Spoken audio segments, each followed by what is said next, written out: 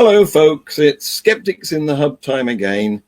We're all in lockdown, so this is the nearest we can get to Skeptics in the Pub. Now, you will all be able to take part because you'll be able to make comments. And if you want to ask questions, can I ask you to put a Q at the start of your comment? Because otherwise, I know what happens. You all start talking about each other and to each other. And I never know which of your things to post. So if you've got a real question, cue it, please. Now, today, we're dealing with archaeology. Very interesting subject.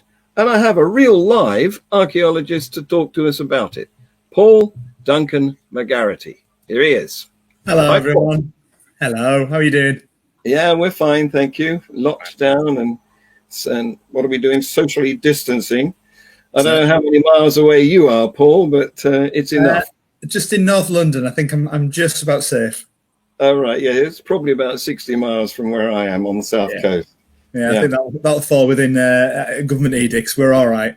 Yeah, I can breathe in, basically. That's the only thing. Good. Right. Well, archaeology. What is it? I mean, I know nothing about it really. So is it like a cross between science and history?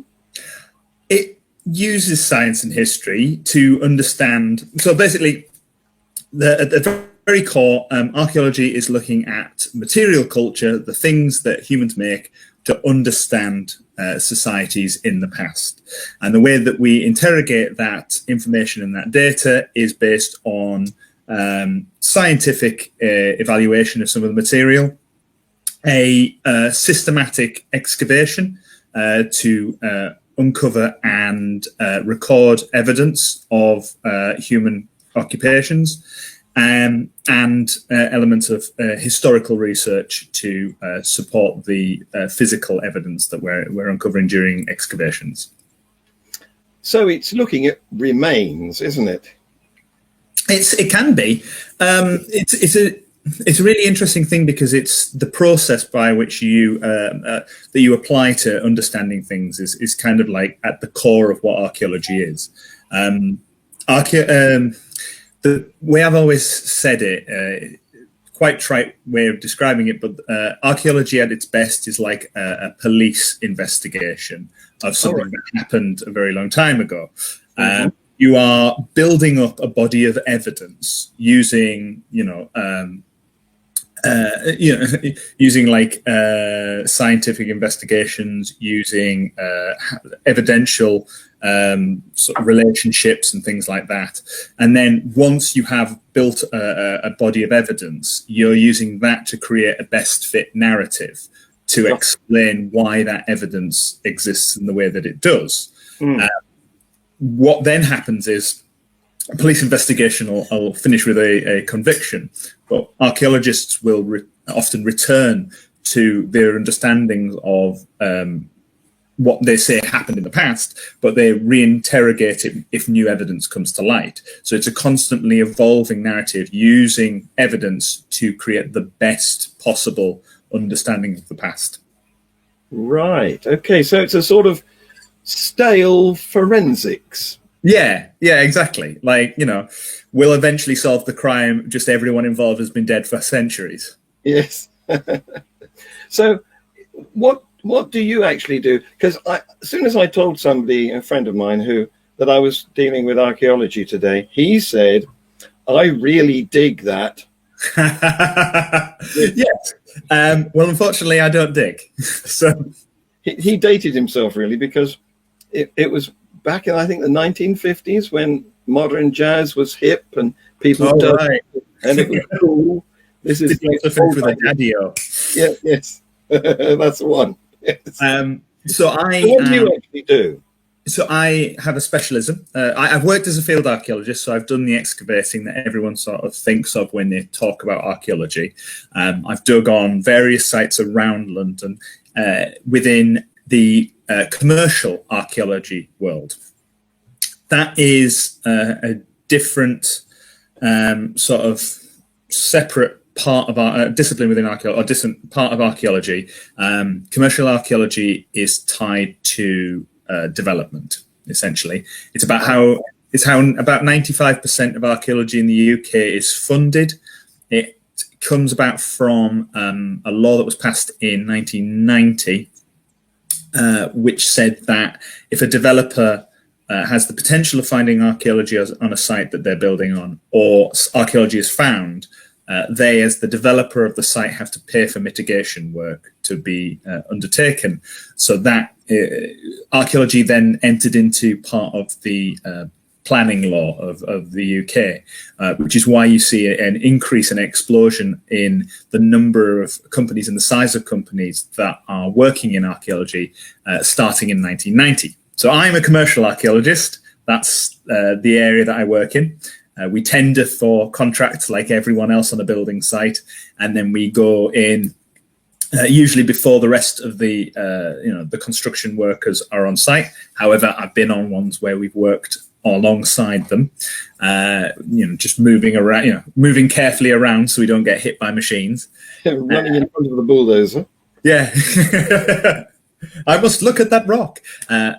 Never that far. So that's how I started. I also have a specialism, which you'll find a lot of archaeologists do, because archaeology, as I said, is the study of essentially everything that humans have done everywhere ever. So you do not know everything that there possibly could be. It's why if you've ever seen archaeologists look exasperated, it's usually because someone's come up to them and gone, "You're an archaeologist. Do you know about this very small site in my back garden that was only dug once in about the 1920s? And when you say no, they go, "Well, you're not a very good archaeologist, are you?" Whereas my specialism is historic standing buildings, which again is not something people think about when they talk about archaeology. Big part of that is probably the time team effect. When most people think about archaeology, they think about time team, which is a very fair representation of field archaeology, excavation, but it isn't the entirety of the discipline.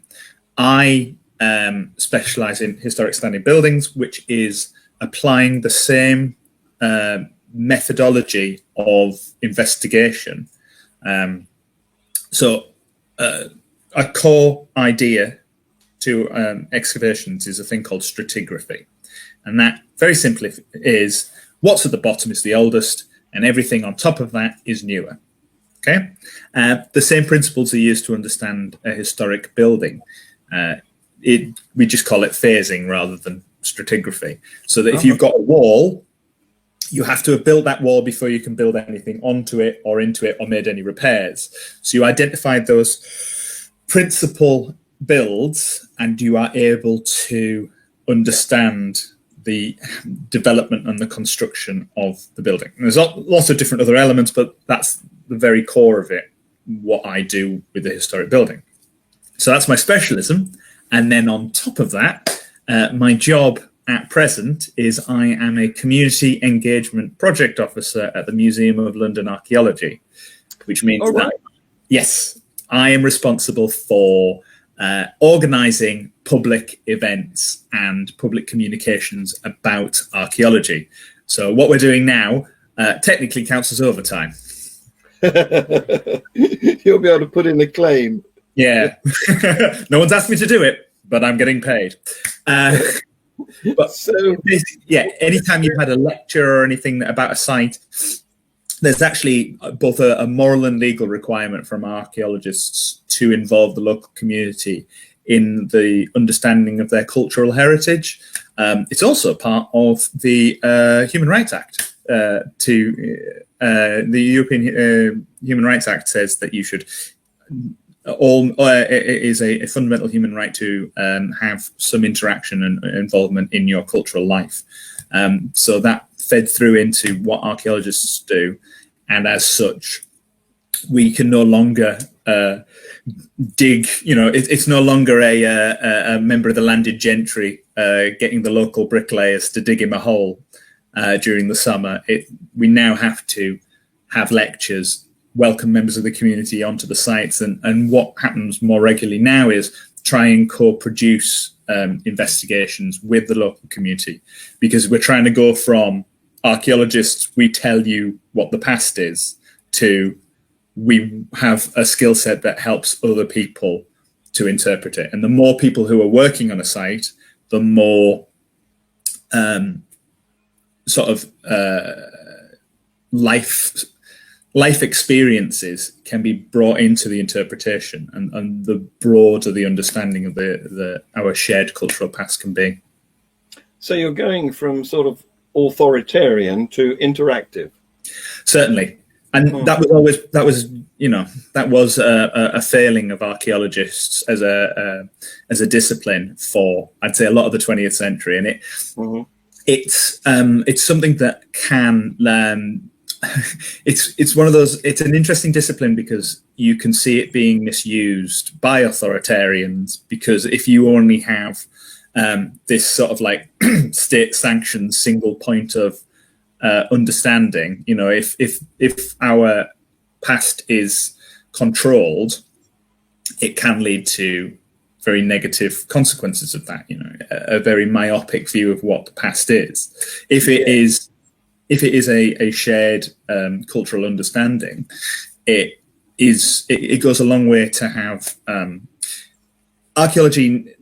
Like the move at the moment for archaeology is to think of it less as we dig holes, we tell you what's there, as the therapeutic and cultural advantages of doing archaeology.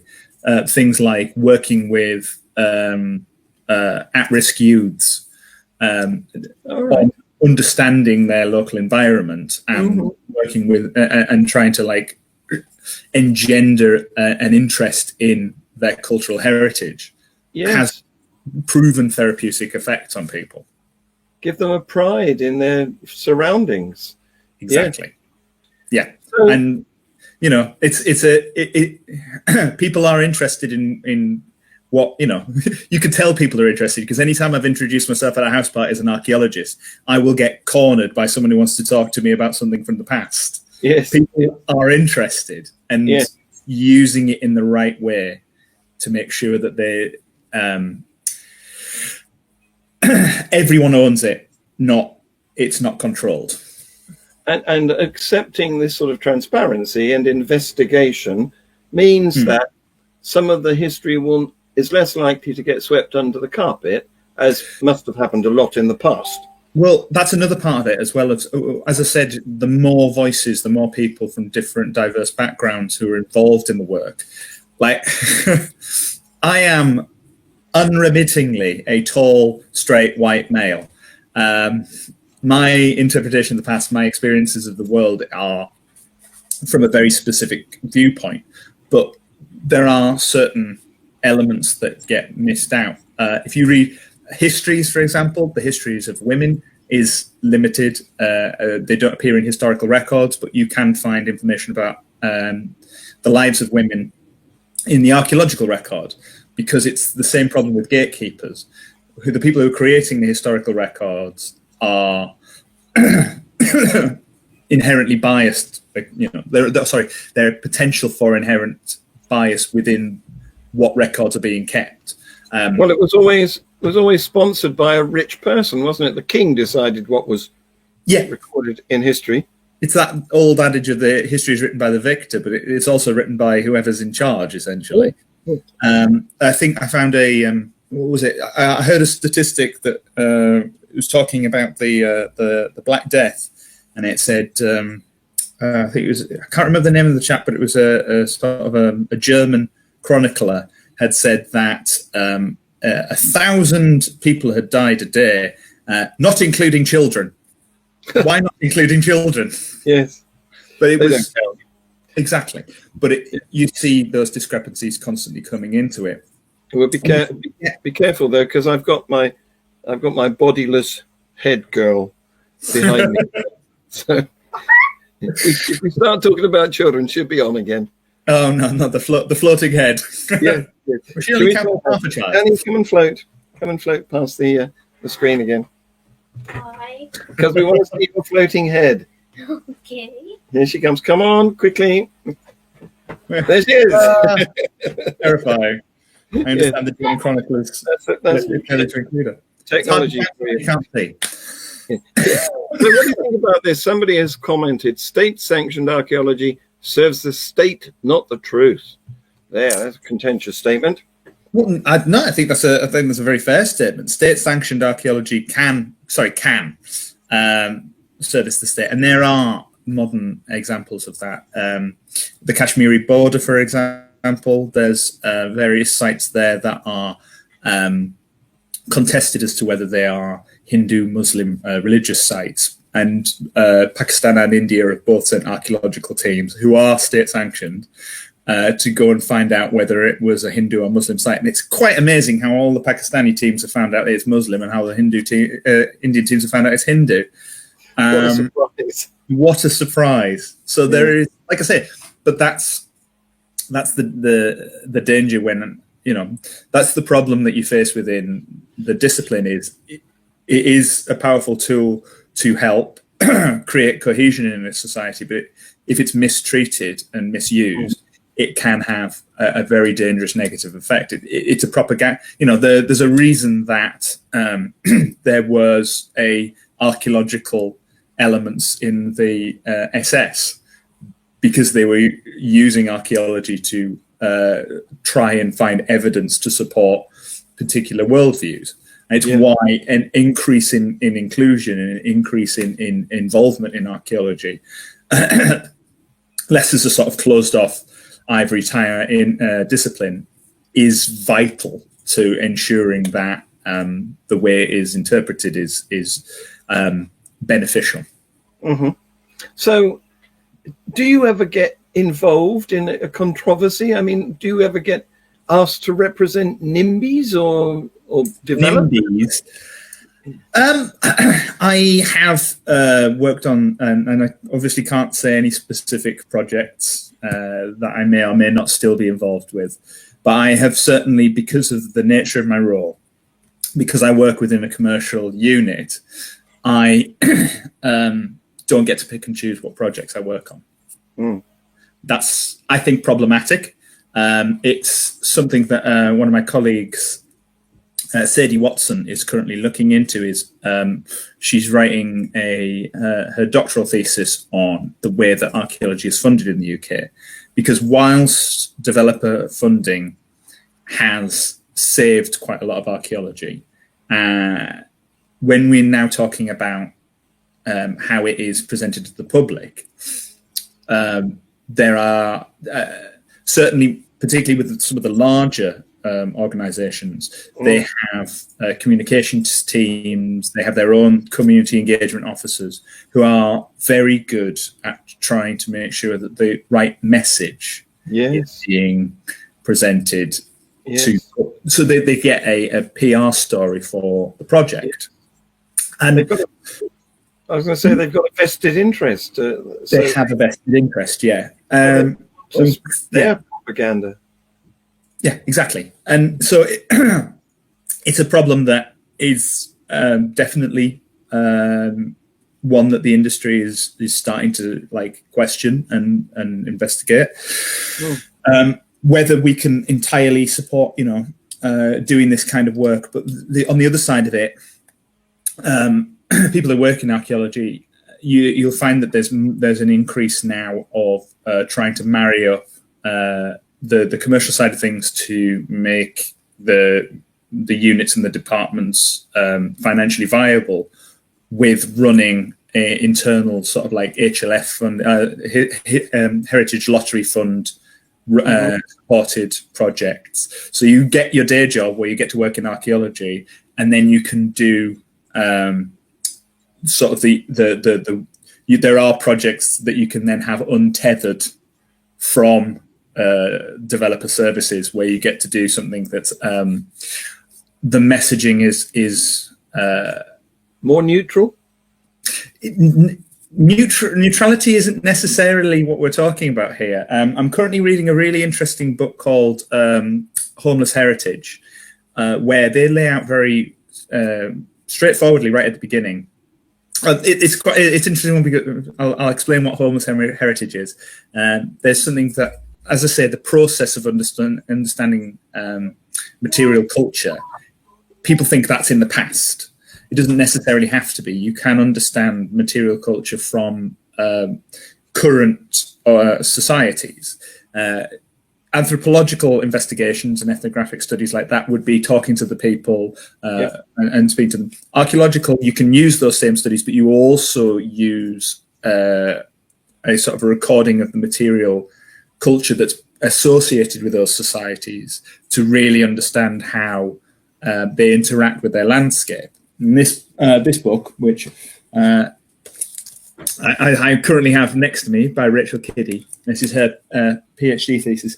She worked with homeless people in Bristol and York to try and basically give a voice to that marginalised community whose history is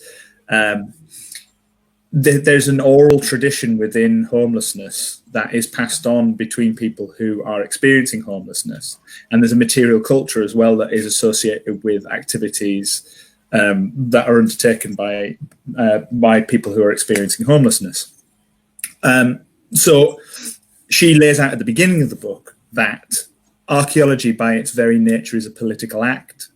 There will always be an element of interpretation, and there will always be an element of trying to, it's giving voice to those who don't have voices, whether that is a Roman community that have, no specific written documentation about them, or elements within that society like slaves, women, children, minority groups. They can be reflected in the material culture in a way that isn't reflected in historical data, or it's a giving a voice to marginalized groups using contemporary archaeology. Yeah, I can see it's a can of worms, basically, isn't it? Yeah, it can be, which is why we really need to see. I'm a big advocate for overhauling how funding in the industry is done, and why I do a lot of work outside of my day job, just to feel good about myself. to feel clean, I suppose. Yeah. Also, I didn't say at the beginning. The other thing that I do is I'm a stand-up comedian, archaeologist. So I use stand-up comedy to try and sneak archaeology into people when they're drinking on a Friday night. Well, I haven't requested any specific performance from you tonight, but feel free, if you want. Oh, no. This is much more relaxing. Good, yeah. I can imagine that stand-up is, nerves. Oh, yeah, definitely when I know what jokes I'm about to tell them. That is. So, my friend Will van Zwanenberg has given a definition for us here. And I'm wondering whether, looking at his definition, whether we're lucky in that we live in a country where there's a lot of remains that can be archaeologized. Yeah. Compared to... I've put it back. There it is. Yep. Yeah, thank you. So material remains such as tools, pottery, jewellery, stone, monuments of past human life and activities. Yeah, that's pretty much what I was saying. Understanding past human activities through the material culture. Yeah, I'd like to talk about activities a bit in a minute, but are we rich? Is the UK redolent in archaeological remains more so than other countries? No, not more so than other countries. Okay. But we do have again, we're getting back to that, the developer funded thing. The way that we investigate it and the way that it's funded has given us the opportunity to look at more sites than other countries. So, but we don't have, more archaeology or more history or more material culture than other countries. It's just the way that we have chosen to protect it, and also we see the benefits of the tourist industry, I think. Yes. Which certainly helps. That's why we keep the monarchy, isn't it? Yeah. Yeah, I've said to other people, you know, why I was why is just it monarchy? They're good for tourism. Well, we also yeah, have zoos; those are good for tourism, but we don't put the gorillas in charge. yes. I was just thinking that this country Hmm. might have more permanently remainable stuff than Hmm. some parts of the world where they, they weren't the instigators of Yeah. the iron and steel business, for example. So, well, I mean, the instigators of the iron and steel business, being the Victorians, are actual buggers for digging through a lot of archaeology. So those particular people wrecked quite a lot of it. Yeah. Mm. See, for example, the construction of King's Cross and St Pancras, Yeah. slap bang through the middle of some graveyards, which had to be moved. But what you're dealing with there is it's another bias again, which is the idea of settled and unsettled communities having more weight. So, like, you can still understand an environment from how a society might use it in an itinerant or nomadic way, but they leave less archaeological material in specific areas. So it sort of creates a bias in like how much importance is given to it. Because they may not leave as many things behind for us to look at. It doesn't mean that the archaeology isn't there, or it isn't, you know, it might be more spread out. But take, for example, like hunter-gatherer sites may only be used once or twice, and particularly if they're like, it's a specific hunt, they've gone out and they've left debitage from their tools, you know, but it doesn't leave much information. Similarly, if the events are very short, for battles, for example, can leave archaeological information, but if it's only a few hours, materially, there's not much left behind. Compare that to London, which has been occupied for nearly 2,000 years, solid.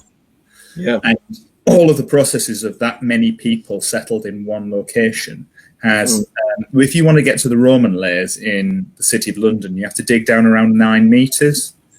And that's just from all of the material of constant settled use.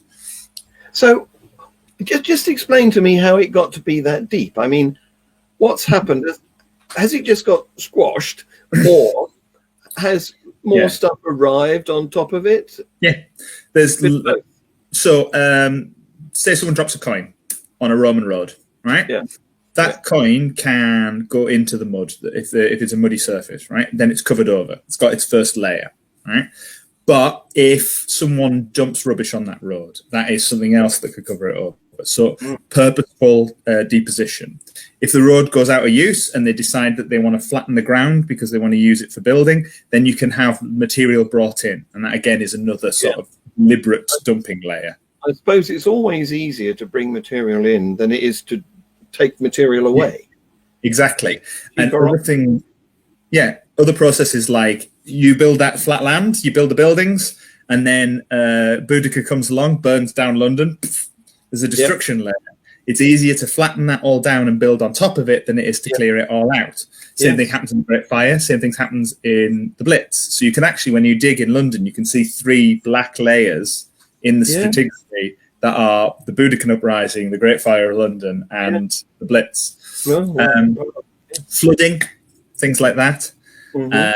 If, you know, even small processes like, you know, if the road's at the bottom of a hill, over time, gravity will move material down the hill, and that will end up covering it over. So there's lots of different processes that can lead to it being built up over time. And London's had 2,000 years for it to happen. And same with like York, Bristol. Yeah. Intense occupation leads to increased levels of archaeology. And because you can see more of it, people... We've got an example of that right next door, where the previous buildings were demolished, and rather than carry them away, they just flattened them a bit, which means that the houses next door are built about 3 foot higher than our house. Which is exactly. Our house is 200 years old, and theirs was built in the 1980s, 1970s, and it's 4 feet taller before the ground level, just because of the junk from previous building. Yes, and that junk is archaeology. Yes. So where is the London Museum of Archaeology? I've got some sort of feeling it should be near the Tower.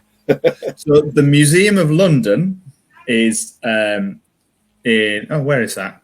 Barbican? Yeah. Museum of London Archaeology used to be part of that organisation, but is no longer part of it. It is an independent thing. So Museum of London Archaeology's offices are near Old Street in East London. We are not a museum. We are, as I say, an independent commercial unit.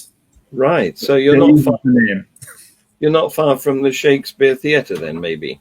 We have excavated the theatre, the curtain, and the boar's head in the last 4 years. Right. Yes, we see it. It's one of our specialisms is excavating Elizabethan and Jacobean theatres. There's potential we might do another one soon. I can't say which one it is, but it's in the pipeline. And we were also involved in the excavation of the Rose. Yes. Yeah. And I personally excavated on the curtain. It was great. A claim to fame. Oh, it was brilliant. I can show you pictures of the curtain if you like. I've actually got... yeah, go ahead. Put them up. Yeah. Hang on. Yes. If you give me a second, I will... Well, I'll talk while you're doing that then. Because I've had a message from my friend Tavian, who was going to join us and talk about the older sort of archaeology, which is paleontology. I'm not sure whether I've described it correctly there, but I would say not. It's a sort of layman's version. Yeah. He's not going to be able to join us, so I'll have to ask the questions that he might have done. No worries. I've got the picture up if you want to have a look at the curtain. Right, let's do it. So can you see that on screen? Now, here we are. So if you have a look at the individual in orange, in front of us, just behind her is a series of these short walls. That's actually the location of the stage that was one of the very few geographical locations that we know Shakespeare stood, because he performed in a play called Every Man in His Humour. And when that was first published, it said on the frontispiece, first performed at the Curtain Playhouse, cast list, Bill Shakespeare at number 1. That was written by Ben Jonson, who was not present at that performance because he had recently stabbed a man to death in a duel. Yes. He stabbed another playwright called Gabriel Spence, and he didn't go to prison for the murder because he enacted a medieval law that was still on the statute books that was called the neck verse, that said if you could read Latin from the Bible, they let you off your first murder. Yeah. What an odd rule. It's no longer on the statute books, not something you can have. But what was very interesting about that site, I'll show you the next picture just quickly. When it finished being a playhouse, it actually got converted into flats. So, yeah. And this is actually from the 17th century sort of tenement blocks that took over the site. And this is an interesting use of recycling, or example of recycling, local industries. This is a sheep's knuckle floor. All of those, really? Those are sheep's knuckles, and they are set into the doorway of someone's house, so you could use them to wipe your boots in the way in. Basically a doormat. Amazing. So there you go. That's the kind of thing. Exactly. So we were learning a lot. Just that one little thing there, you're seeing a lot of things. You're finding out what kind of industries in the area, the sort of what the society values, which in this instance is clean boots when you go in the house, and just like the reuse of materials, the reuse of the site itself and how it changes from a site of entertainment to a domestic setting, and what that means for the archaeological record of the material that we're finding there as well. So it was a really interesting site. So I've got a question here. I don't know if you can see that without your glasses. I'll read it to you. What was found at the Globe? What was found at the Globe? Boots. They found some boots, I think. Was that right? Or was that the Rose? They found sections of the supporting wall, foundations underneath. So there was like a line of brickwork, I believe, that the timber was set on top of. Beads. Oh, and they found the finial tops of money boxes, which are they're brilliant.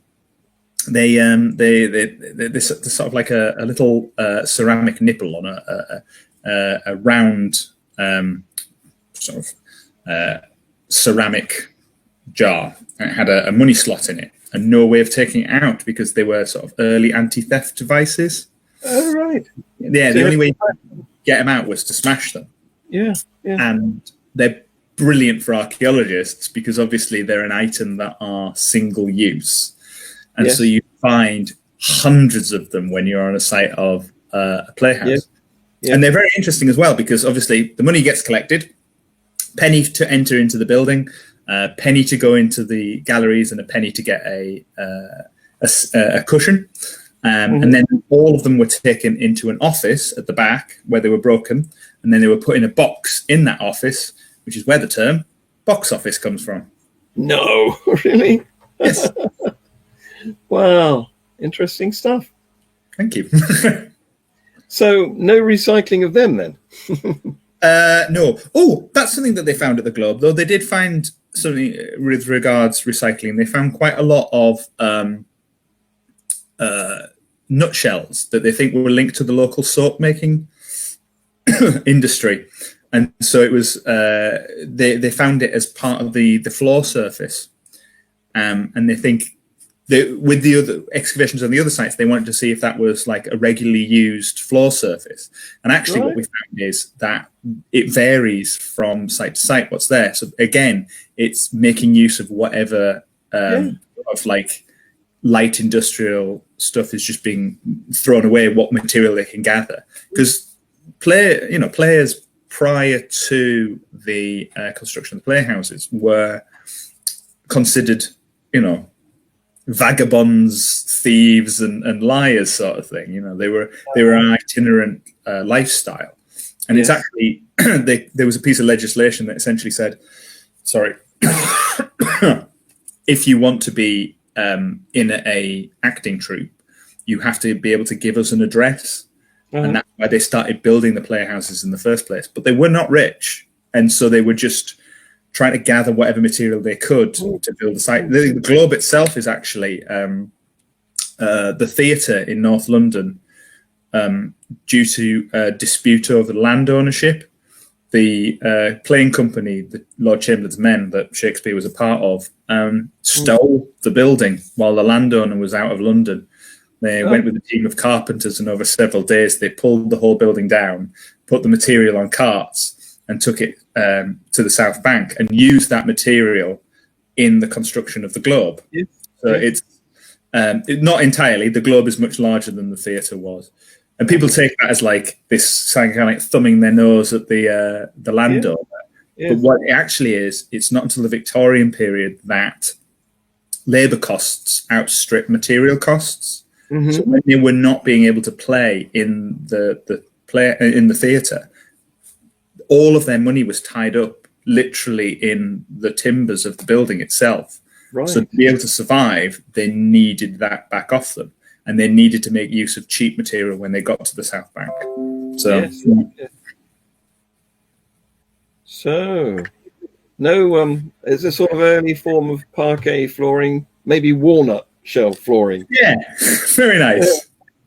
So John Long is asking here, how about the Black Death, anthrax, and the genocidal use of big terrorism by the Chinese? That's an archaeological project and a half. Bioterrorism, I don't know what that's about. No, neither do I. I think that's probably not a project I'd do. No. Sounds a bit of a difficult one to me. Well, it's a bit disparate. Those are several different. I don't think it'd pass Viva. So then we've got talk about the digging of Crossrail or the Elizabeth Line project. That's staying in London, isn't it? But it makes me think, surely there's a lot of archaeology that's going to come about as a result of HS2, if it ever happens. There is a lot of archaeological work that's already been done. All right. Mm-hmm. Yeah. And some of the information can already be found online. There's the process by which people are being informed about the archaeology is already underway, well in advance of any of the construction. The question you have here with regards to the digging of Crossrail, I worked on the excavations. So I can tell you that, yes, there has been much archaeology found during Crossrail. The site I worked on specifically was under or next to Liverpool Street Station, in advance of the construction of a ticket office there. And we were excavating through the site of the Bedlam, or St. Mary Bethlehem Hospital, which is better known as Bedlam. It was a really, really interesting site for a couple of reasons. I mentioned it earlier, but the Victorians did a lot of damage to the UK's archaeology by just ploughing straight through it. And you find, particularly in London, a lot of the cemetery sites prior to Victorian period were areas that they felt they could develop because there was nothing on them, no one was using them, so they dug through them, built on top of them, all that sort of thing. Which means that the Crossrail site was reasonably unique because it dated from the 16th, 17th century and had been capped with a road pretty much since its closure. Apologies. Which means that we were getting a look at a population that in quite a large number that doesn't normally appear in the archaeological record, particularly in sort of like well-defined graves, so that you can identify an individual. The second thing that was interesting about that site was that it was an overflow cemetery. It was not linked to a specific parish. So we had people from the very highest echelons of society. There were several Lord Mayors buried in there, all the way down to several sort of like, my favourite, there were some agitating levellers in there from the English Civil War, and there was a chap who was shot for basically trying to get his fellow men paid by the grandees of the parliamentary forces.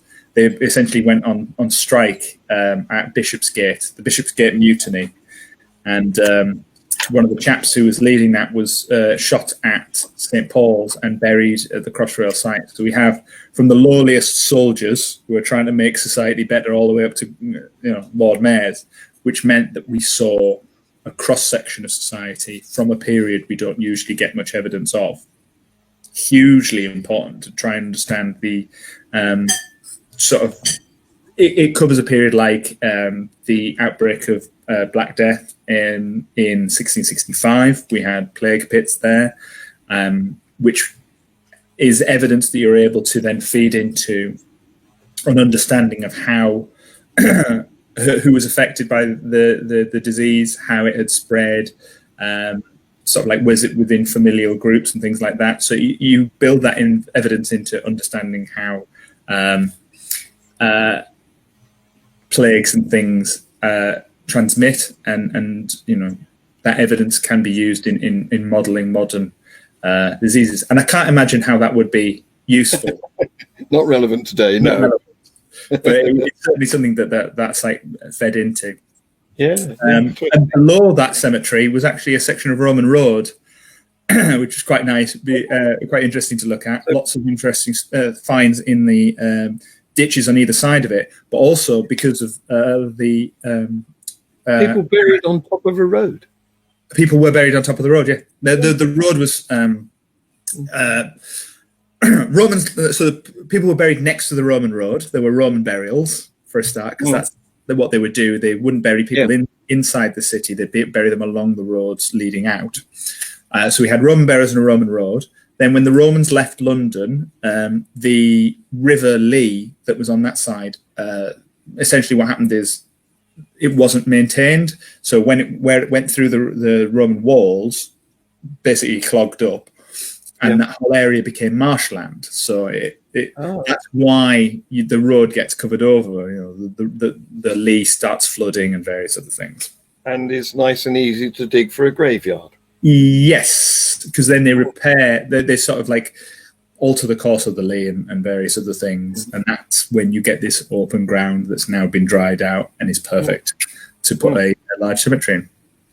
So what you're talking about there is activities. You're talking about events now. You're not talking about remains. You're not talking about bones and pottery. No. You're talking about things that happened. Yes. And it's interesting that you can derive inferences from physical remains about what went on. Yeah. Yeah, that's... Sorry, Yeah, I was going to say there must be a limit to that. I mean, you can establish that people lit fires and cooked meat and left bones, and then you find a skull with rotten teeth, and so you can work out quite a lot of stuff.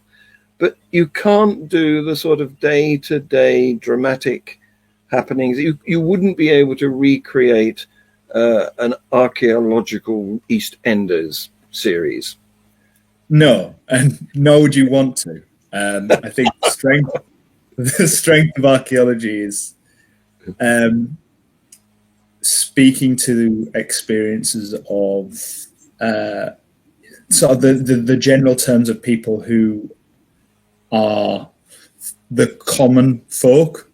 Like, you're looking at what those activities are from day to day. Yes, there's a limit. I can't be like, Sandra and Keith don't talk anymore because of, I can tell. Because, except, of course, you can, because we found letters. Well, so letters are different, aren't they? Yeah. Well, exactly, but they're still within the archaeological context. Yeah. The Thraeum, for example, in the excavations related to the new offices of Bloomberg, we found several wooden letters, and wooden. Yeah, so it's the wax tablets, but people have pushed too hard, so you can see how they've cut through the wax, and you can actually read some of the. And there's a wonderful one which basically, once you're able to, very clever people use like raking light to be able to pick up very light indentations in the surface. And there's a wonderful one that's like, you shouldn't give this person money. Everyone knows that he's not to be trusted, and you look like a fool. Well, times don't change much, do they? No, that's the one thing you find is like, that's why I'm talking. It's good to talk in that you see it more in a general sense of things. It's not like necessarily that person's one individual thing. Yes. You can speak to certain events that have happened to someone in their life if you are looking at their skeletal remains. What people get mixed up there a lot is they think that when we're looking at human remains, we're trying to understand how the person died, but we actually find out far more information about what their life was like. Yes. So we can't say what they did on Tuesday, but we can say whether they did heavy labour, because it will affect... you get some small nodes. If you lift things, if you don't bend your knees when you lift things up, you can get these like little abscesses in the spinal column. If someone has a very sort of calorie-rich diet, you may get something called dish, which looks like half of the spine has melted like candle wax. Ooh. It's a buildup of bone, but it tells you something about their diet. But it's most regularly seen in the medieval period amongst the clergy. So now we're seeing something about that particular aspect of society and the diets that they have access to, and the fact that we don't see that on other people tells us something about those lives. So no, that's their day to day, but we can build up a picture of lives of people that aren't written about. Interesting. So they ate a lot of cereal. I think they ate a lot of meat and mead, and then they're fine. So this is Friar Tuck, isn't it? Yeah. It's very Friar Tuck. So we're coming towards the close, because I don't like to run these longer than an hour, so because it gets past my bedtime. Fair enough. But I did want to talk to you a bit about dating. Now, yes. I'm not talking about Tinder here. Right. Talking about working out the age of things. Because I get involved in quite a lot of discussion, we'll put it like that, with believers, and they like to rubbish the accuracy of things like carbon dating, and they also think that carbon dating is a useful tool for paleontology, and I have to explain to them that the half-life isn't long enough. No, it's not. So can you talk to us a bit about that? Well, because I'm dealing with the human past, we tend to use things like C14 works for us very well, because obviously the half-life of C14 is well within the uses for human occupation, but stratigraphy actually can form an important part of it. Understanding how the layers build up, certain processes. I suppose in the case of archaeology, the layers are pretty much undisturbed. They've not been, there's no orogeny gone on. They haven't been pushed up, and they don't get pushed up. No. You can have processes like at Great Zimbabwe, for example. There was an archaeological excavation looking at the spoil heap that was created by the Victorian miners who were only digging on the site to recover gold and things that were kept there. They were basically looting, but because they took it out they dug down and threw everything over here, the archaeological excavation did it in reverse of their spoil heap. Upside down, yes. Yeah. Yeah. So they tried their best to recreate what had been destroyed. But normally, when we're looking at dating, our dating evidence is things like dendrochronology, understanding tree ring data and things like that, which are incredibly accurate. Some people with more patience than me have been able to overlap the tree rings for various sort of like geographical locations, and you can literally check your tree ring sample against the data, and you can find the points whether the years match, so you can say exactly what year that tree was cut down. Yeah, it's a natural barcode, isn't it? It is a natural barcode, yes. We also, when we're doing dating, we're looking at when like certain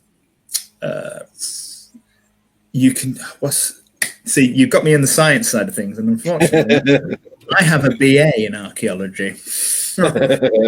Airy fairy ones. But it's I can't remember it. It's to do with the luminescence of silica.